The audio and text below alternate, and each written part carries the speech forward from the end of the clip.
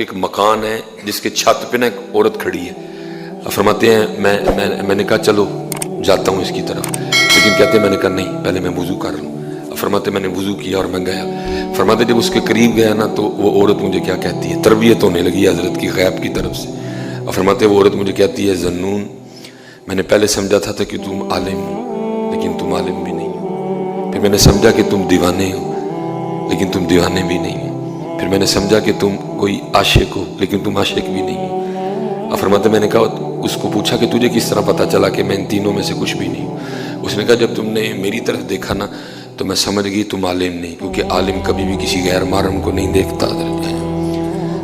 پھر میں نے سمجھا تم دیوانے ہو, لیکن جب تم نے وضو کیا نا میں سمجھ گیا یہ دیوانہ بھی نہیں ہے, کیونکہ دیوانے وضو نہیں کرتے ہیں.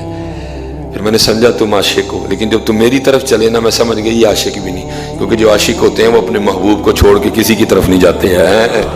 فرماتے یہ کیا کہ گھر بھی غائب ہو گیا, گھر والی بھی غائب ہو گئی ادھر. فرماتے میں سمجھ گیا کہ یہ غیب سے میری تربیت کی گئی ہے.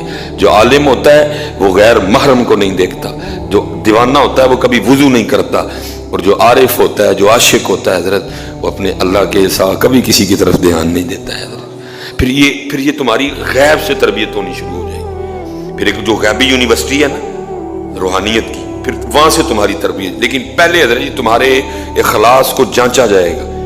وہ جو روحانی یونیورسٹی ہے نا نظر آنے والی, اس میں داخلہ اور ایڈمیشن پھر تمہیں ملے گا, پہلے تمہارے اخلاص کو جانچا جائے گا.